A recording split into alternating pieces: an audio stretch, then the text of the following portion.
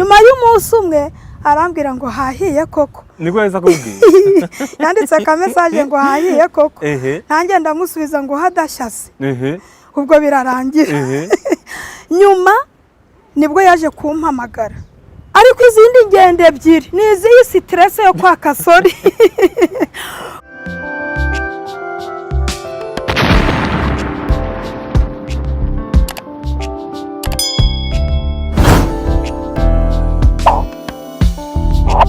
Odete karame ndahari. Nishimiye Odete kabisa kongera kumwakira. Murakoze. Umeze neza?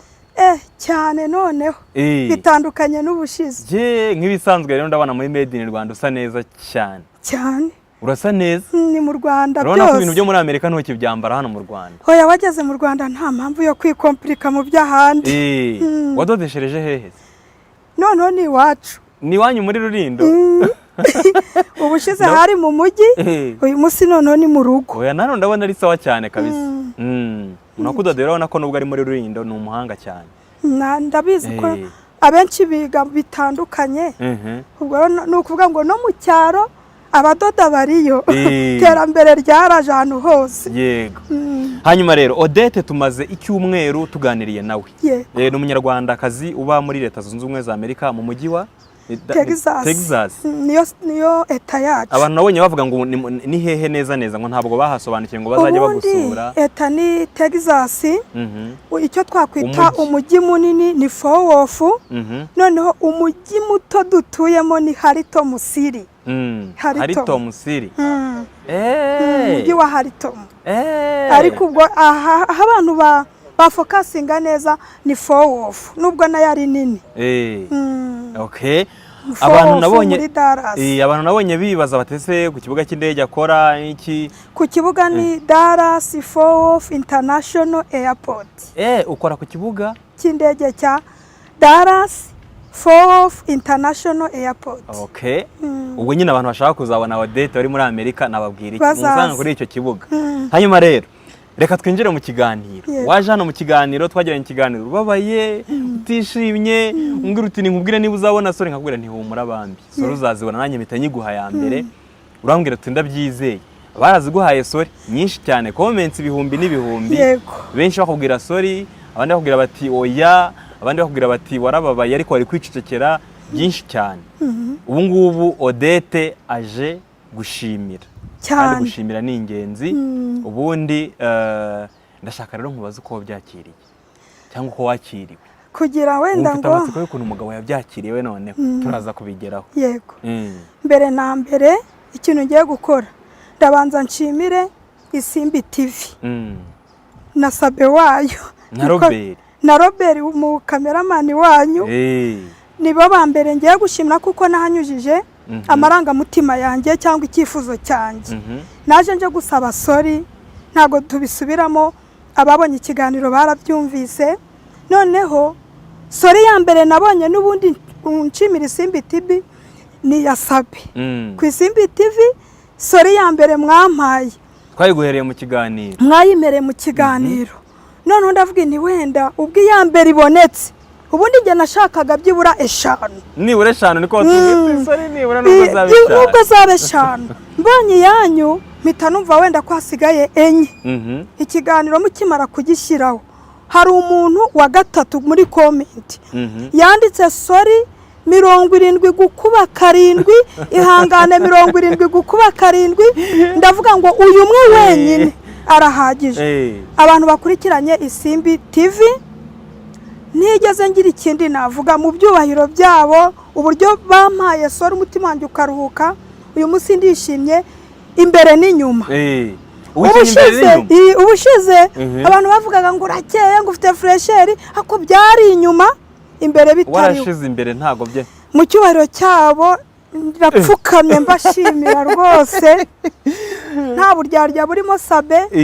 Pfukamye imbere y'abantu isi ndeba mbabwira ngo umutima wanjye n'ubwenge bwanjye na roho yanjye umutima wanjye uranyuzwe kandi mbikoze nciriye bugufi umuntu wese wampaye sori kuko niyo naje nshaka. mu marangamutima yanjye, mu byishimo mfite uyu munsi, bandeba rwose nta kindi narenzaho. ubu uyu munsi ndi umuntu w'imbere n'uw'inyuma, ndigaragaza uko biri, uko nkeye inyuma niko nkeye n'imbere, babibone ko mbashimiye. Imana ibahe umugisha. harabona bashije gusubiza, ndababwira ngo murakoze. harabona agira noneho biba byinshi cyane, kubasubiza birananira, birandenga, yaba uwo nasubije n'uwo ntasubije. Urakoze cyane, urakoze cyane kubashimira. Mbashimiye, donc ndagushimiye ku bwabo. Ndizera ko gasubiza inyuma munsi, ndizera ko babonye ko Odette yabashimiye, kandi urakoze cyane. Urakoze, gushimira ni ingenzi. Ndabashimiye. Ode, wumva se muri wewe koko hari icyahindutse? Wumva warabohotse? Wumva wararuhutse? Kuko kuvuga nabyo hari igihe biruhura bikaba umuti iyo umuntu ahuye n'ibibazo nk'ibyo yahuye nabyo. Narabohotse, nta kuntu nabona, byarandenze, ndishimye n'umutima wanjye wose. Ndishimye cyane. Hanyuma rero umugabo yabyakiriye ate? Uburyo umugabo yabyakiriye, mumaze kohereza ikiganiro, njye nahise nkimusheyaringa. Wewe waragifasha urakimusharinga? Ndakimusharinga ariko kubera ukuntu abakurikira, ngira ngo nagisharinze nawe yamaze kukibona, kuko isaha n'isaha abareba ku Isimbi TV. Ndakisharinga, ndavuga nti ndumva icyo asubiza. Nyuma y'umunsi umwe arambwira ngo hahiye koko. Niko yahise akubwira? Yanditse akamesaje ngo hahiye koko. Nanjye ndamusubiza ngo hadashyase. Ubwo birarangira.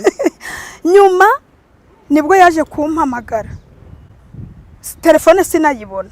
Nanjye ndamuhamagara numve, kubera ukuntu mwambajije n'abantu benshi bavuga ati wajyanye umugabo ku itangazamakuru, ati bizagenda gute, ko nkumva ngewe ari bwo buryo nari gukoresha kugira ngo nduhuke. Yarambwiye ati rwose ikibazo Sabe yakubajije naracyumvise, ngo nyuma y'ikiganiro ngo bizagenda bite. Tindagira ngo icyo kibazo nkigusubize, kandi nawe ubwe ndagerageza kumwivugishiriza nawe igisubizo nkimuhe, kandi igisubizo ndi bumuhe azakibwire ku Isimbi TV n'abayikurikiye babyumve. Yarambwiye ati kugeza iyi saha nta kintu nzongera gukora cyangwa kugukorera cyakubabaza cyatuma ugera ku rwego rw'itangazamakuru. Ikindi cya kabiri, nawe amasori yagusabye imbabazi, yansabye imbabazi. Imana ishimwe. Arazinsa aravuga ati uri mama w'abana banjye, taha twubake urugo, turera abana bacu mu mahoro. Imana ishimwe kabisa. N'abantu bose bari bafite impungenge nk'uko n'ikibazo mwakimba cyane no kugisubiza, nanjye ndavuga ni simbizi, ni njyewe icyo nshaka n'ukwisabira sori, inibindi ntabwo bindeba, nti ukizavamo cyose nzacyakira. Hako ubu niteguye kujya mu rugo. Sheri yansabye imbabazi, wenda ibyakurikiraho namwe mwabimvugira. Umugabo wa Odette nanjye yarampamagaye, yaramvugishije. Ni umugabo mwiza nkurikije uko nabyumvise twabonye kuri telefone. Ni umugabo uvuga utuje nk'uko yabivuze, avuga atuje cyane. Twaraganiriye byinshi bitandukanye, ambwira ukuntu akunda Isimbi cyane, narabyumvise nkurikije ibimenyetso yagiye ampa. Ni umugabo mwiza, ntabwo byamubabaje, ahubwo nawe arekonesa ako gahinda kawe, arabirekonesa, ndetse akaba niteguye ko muzubaka kandi mukubaka neza. Ntabwo ari mu Rwanda, ari muri Amerika. Yaradushimiye ko twaguhaye umwanya, ndetse nawe adushimira ko twatumye mwiyunga, kubera yuko nyine wari ubabaye, warabimubwira ngo ntabyumve, ariko nyuma y'uko ikiganiro kigiye hanze nawe yumvise agaciro bifite, muhana imbabazi, musabana imbabazi, bigenda neza. Ubu nawe yabaye inshuti yanjye. Muri make nta kibazo namba gihari hagati ya Odette n'umugabo. Umugabo yarampamagaye ubwe, anambwira ko Odette hari uburyo bwiza bwo gukemura ikibazo. Baragikemuye hagati yabo nk'abashakanye bamaranye imyaka 14, nanasubira muri Amerika bazasubirana kandi urugo rugende neza, ibintu ni amahoro. Yego. Hanyuma rero Odette, hari abandi bavuze ko bitari bikwiye ko nubwo wababazwa kaja nk'umugore mu rugo ko ujya kwitangazamakuru kubivuga, ngo ntabwo ari byiza, ngo warahemutse. Yego. Kuba wavuga gahinda k'ibyakubayeho mu rugo rwawe ngo warahemutse, kandi izo komantere nazo tugomba kuziha agaciro. Urabasubiza iki? Icyo mbasubiza, buriya wenda hari n'isomo naheraho ntanga aka kanya. Buri rugo rufite uko rwubakitse n'uburyo rukemuramo amakimbirane. Ngiye byose narabibabwiye Sheri, nta kindi kibazo ngirana nawe. Ibi byo gukubita ngo bataye ingwa biki narabisobanuye mu kiganiro cy'ubushize.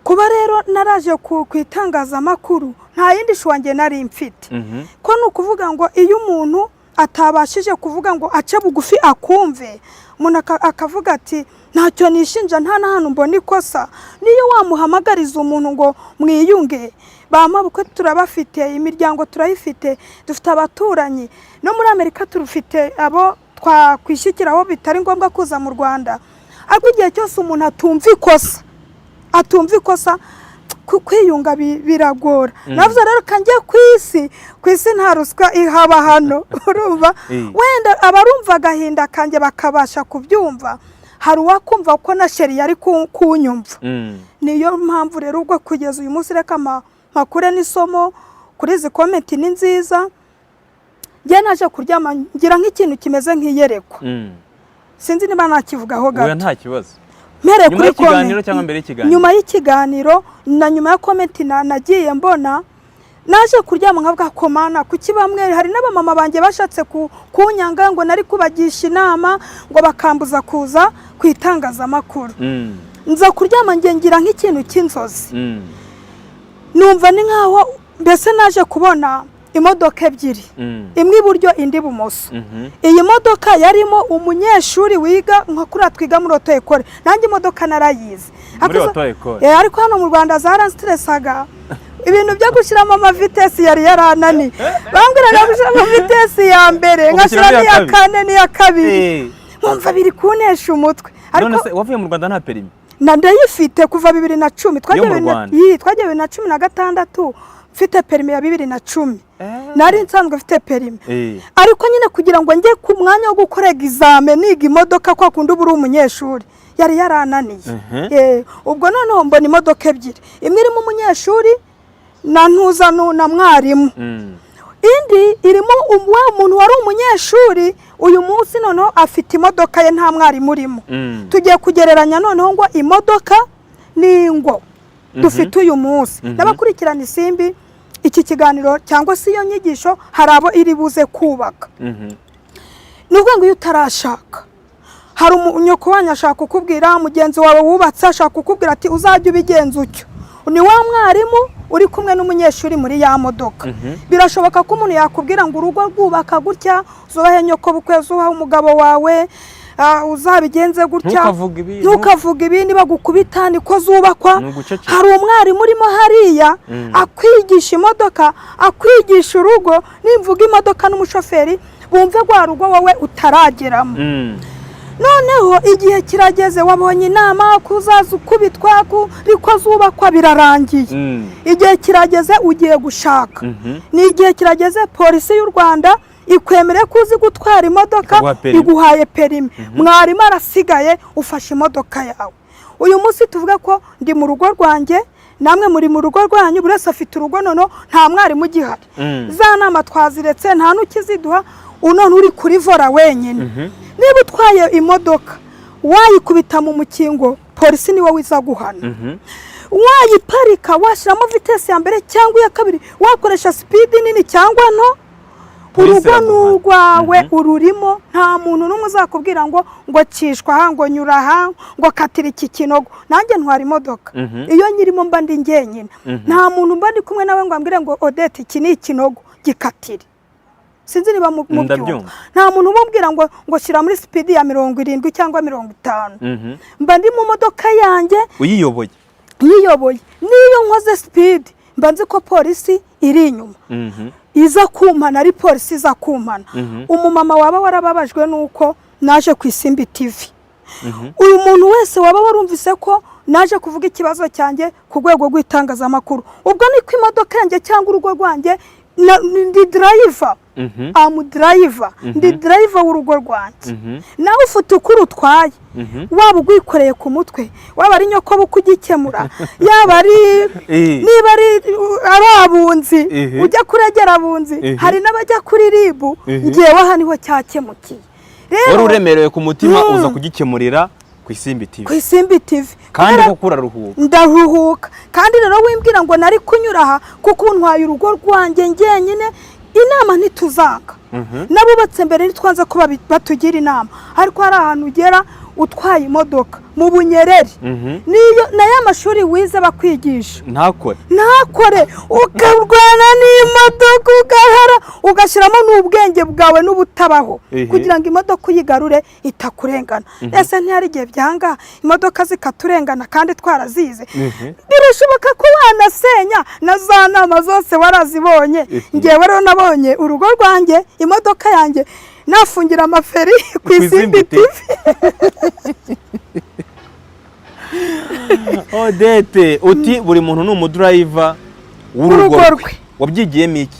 Icyo nabyigiyemo. Kandi wabonye comments zihari gusa inyinshi ni izikubwira ko wababaye hari n'abavuga ko nagize ubutwari. Hari n'abavuga ko wagize ubutesi ahubwo. Wavuze se ko bambira nabo bati twebwe baradukubita. Ngihorere kibondo, barambwira ngo ihorere kibondo. Ngo twe turakubitwa, ngo twe twaragowe, ngo wowe kudakubitwa, ngo yegura ababaye, ariko ntago abantu bababazwa kimwe. Ubundi se kubera iki ugomba gukubitwa? Ahubwo reka tubaza abantu. Sibyo? Na Perezida wa Repubulika adufashe n'abashinzwe inteko, abashinzwe gushyiraho amategeko, batubaze batubwire niba gukubitwa mu ngo nayo ari imwe muri gahunda z'iterambere ry'u Rwanda. Dufite Girinka, uturima tw'ibikoni, imirenge sako, kwibumbira mu mashyirahamwe. Turavuga ibintu bijyana na development byafasha abaturage, mituweli do sante, yego, kwambara inkweto ni gahunda ya leta. Sibyo? Ubu ngubu n'agapfukamunwa n'itegeko. Ni itegeko n'agapfukamunwa n'itegeko. Sibyo? Utanagashizeho byaba ikibazo. None gukubitwa mu ngo iyo nayo ni gahunda ya leta abantu bihaye. Kuki se bemera gukubitwa kandi bitari muri gahunda ya leta? Oya, leta irabirwanya Ode. Leta irabirwanya. Rero abantu babaho ngo niko zubatse ngo bagakubitwa. Sabere kansubiza ku bantu bambwiye ngo ndi umutesi. Ndabyemeye nibyo. Kuva nabaho nitwa ngewe kuva navuka kugeza uyu munsi nta muntu urankubita. Kaduhere niba mwarimu wanyigishije kwandika i na u na o, urumva kwa kundi barutuye dutanu kongeraho tubiri tukaba turindwi, nuwo ntiyankubise. Hari n'igihe mwarimu yafataga agakoni kabaga kari ahantu gutya mu nguni niga primaire ndi umwana muto. Nahoraga ncunga mwarimu n'ahantu ari ajya gufata inkoni, yakwegera ahantu afashe inkoni, ubwo nkasohoka nge nkiruka gutya nyine nkageraho papa ari yakundaga kuba ari gukoresha mu mirima y'icyayi hafi aho y'ishuri. Ikinihira abantu duturanye cyangwa bazaho mvuka barahazi. Nanyura mu isantre nari umwana muto, abantu bakavuga ati dore kakana gasa n'abazungu karirutse buriya mwarimu aragakubise cyangwa afashe inkoni, ndagiye nkagera kuri papa ati habaye iki? Mwarimu afashe inkoni abanyeshuri bose agiye kubakubita byarangiye. Ndikurira kandi mwarimu nta atana bakubisa agiye gusomesha inyuguti. Niba se narirukaga na mwarimu atarankubita, kuki umugabo yagukubita noneho kandi mwarimu we yabaga agiye kunyigisha kwandika i. Uwo muntu yaranyigisha atankubise. None se ubundi Odette, kuba umugore yakubitwa gaceceka ibyo ni ubutwari? Nta butwari burimo. Nta butwari burimo kuko hari n'umuntu ukubita agakubita mu cyico. Abantu nabyo babyumve. Hari igihe umuntu ashaka kugukubitana umujinya ukagira ngo ni ibisanzwe, akagukubita urushyi mu misaya ukaburaguye urapfuye. Babana mwabyaye bakahinduka imfubyi. Na wa mugabo wakwishe cyangwa umugore wakwishe n'abagore bica abagabo tubigaruke agafungwa. None se ko afunzwe umwe muri mwe abana bakaba babaye imfubyi, none se ubw'inyungu iriye? Nta butwari burimo pe. Nta butwari burimo. Hanyuma rero ubwo icyo nibaza rero abakwise umutesi, umugabo wawe yakwise iki? We yakwise ikigwari ko wagiye kuvuga ikibazo muri bya bindi byabaye byo kwiyunga hagati yawe nawe? Oya, ntago wenda yigeze ambwira na famille. Nawe ubwo butesi wabwibonyemo kuko hari ibingi bishobora guca intege umugore cyangwa umugabo uzashaka kuvuga ikibazo cye. Nyine abantu ikibazo Sabe, abantu bazi ko umuntu batamukubise ngagira amashyundu ahari nta kibazo cyabaye. Kandi nanjye nabize mu kiganiro kibanza, ntabwo ibibabaza umuntu ari byo gukubita babona physically gusa. Nge nababaye mu buryo buri morali. Abababara mu buryo buri physique sinzi impamvu bo batahubwo batabivuga. reka ntabwo ari ukuvuga ngo umugabo we nawe yanyita iki, umugabo nawe yabonaga ko nta kintu yambwiye ngo ambwire kuki wagiye ku Isimbi TV, na famiye ntabwo ibyo bintu yabibabwiye, ahubwo wicyo anshishikariza ni uko ambwira ati rwose ngusabye imbabazi. Ikindi cya kabiri mwubaha nka mama w'abana banjye. Icya gatatu ngwino turera abana tubane mu mahoro, nta n'ikintu nzongera kuba nakora ngo ncikwe kijye gukontorora akantu ku kandi, gukora kontrole ishoboka akantu ku kandi nkiteho kugira ngo mwubake neza, kuko ari ibintu tunegirija ugasanga ahubwo byafashe intera ntagaruriro gifite. Kuko niyo sore yayimaye namaze kubona nk'izo ku Isimbi 1000 nari namaze gukira. Abandi bati uyu mugore urabona ko Amerika yamuhinduye, ati muri Amerika abagore bumva yagezeyo yumva agomba kuba independent, umugabo atagomba kuvuga n'iki. Amerika yaraguhinduye koko Odette? Nge nta nubwo nzigera mpinduka, kuko ntago nzahinduka uko navutse n'umutima wanjye. Ntago ndi wa muntu uvuga ngo iterambere ryaje ngo abaye undi muntu. No mu cyaro aho mvuka abaturage barabizi, n'abakurikirana n'abayobozi banjye nabo mu murenge no mu turere, ndababwira ngo nitwa Odette cyangwa mama nshuti wa undi wo kwivuko. Ntago nshaka umuntu umbwira ngo umunyamerika yaje, ko nejo sinzi niba niho mbabwira ngo ndi mu cyaro kwivuko, no kurara niho mba ndi. Ntago ndi wa muntu uvuga ngo sinarara iwacu, oya ngo sinarara iwacu, ngo ndajya muri aparitema abantu bakumva ngo bazabura imitekano. Wanze kuwubura se uzabura umutekano kwa waye umunyamerika? Oya nabi ni ibintu abantu bishyiramo, ntago ariko bimeze. Oya apartment aho kuyifata ayo madolari wayaje. Oya reka ngubwire Sabe, nibyo navuze ko wenda duhite twihutira ku kibazo bambwiye cy'umuryango ngo usesagura amafaranga yashyira mu muryango wanjye w'iwacu. Hariho n'abambaje ngo ese ku mugabo wawe ho ushyiraho iki? Sheri nawe arabizi n'umuryango abo bavukana kuri papa na mama. Nacyo reka ngisobanurira abantu bavuze ngo kuki nta nzu ndubaka ngo kuri ku muvukanyi wa Sheri. Ba Sheri kuri papa na mama bavukana ari abana batatu. Ni Sheri turi kumwe na murumuna we ni umujeni Marie, ari hano mu mujyi. Afite ubuzima bwiza, afite rwose. Mbere yuko tugenda twari dufite auto école. Sheri yakoreraga ara muri Nyarugenge driving school. Iyo modoka niyo murumuna we twamusigiye. Rwose mvugiye ku Isimbi TV nta verisoma tumwaka, kandi nzi ko n'ikibazo cyose yagira, nzi ko na Sheri ubwe niho umutima uri kuri wa murumuna we.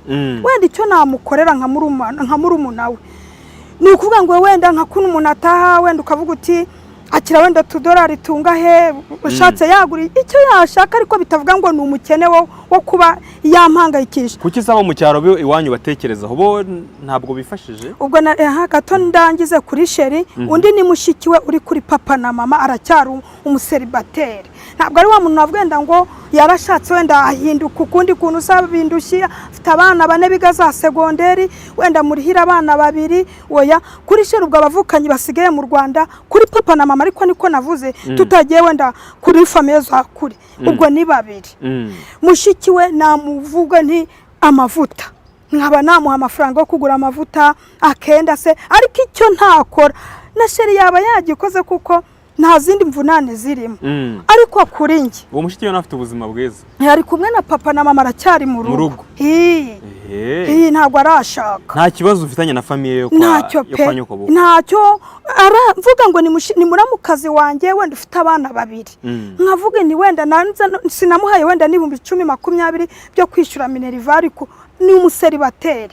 Undi nawe aracyari umujeni Marie yimariye umwaka ushize mu kwezi kwa 10. Ari Kigali afite ubuzima bwiza. Aba mu cyaro iwanyu kubera icyo ari bo witwa. Yewe rero impamvu kubera na Sheri arabizi, kandi Sheri tuvuka mu karere kamwe, ntabwo ari umunyamahanga. Turaziranye na mbere yuko dushaka n'abantu babyumve neza. N'imiryango yacu kwa papa na mama bari basanzwe bafitanye igihango, twarabanye kuva na kera. Tubana nge mbana nawe nka mushikiwe kuruta kuba umugabo wanjye. Mbere yuko aba umugabo wanjye mufata nka musaza wanjye, nanjye mbere yuko mba umugore we amfata nka mushikiwe. Kuko n'imiryango imaze kubona ko tubanye byarabatunguye. Kuri uburyo yagendaga mu rugo natwe uburyo twagendaga iwabo. Ku muryango wanjye ari impamvu umbabaza cyane. Tuvukana turi abantu bagera mu 9. umuntu wenda muri twe ufite abana bake afite 3 bose bari mariye bose barabyaye nta muntu urimo ufite akazi ka leta bose n'ugutera ikiraka ya mibereho yo guhinga izuba ryaba ryavuye bateye ibishyimbo tayari inzara yateye imvura yaba yaguye ubuzima bwo mu cyaro bacungana n'izuba bagacungana n'imvura imvura yaba nyinshi tayari inzara izuba ryaba ryinshi tayari inzara nabo bantu mfite ugasanga nka mwene mama afite abana 3 4 bakeneye minerivare urabizi mu cyaro noneho ni nayini pe ntabwo ndi wa muntu uzavuga ngo nzabajyana wenda ngo za Green Hills ni mu cyari wacu kuno president muri nayini zazi zabinga ya president yaragikemuye amashuri hose arahari ni nayini umwana ukamwishyurira ibihumbi 10-15 akigataha mu rugo ntabwo bisaba za matera niyo yakwiryamira hasi ariko umwana ukamuha iki ubwenge reka mbabaze ikibazo abantu bakurikiye Isimbi TV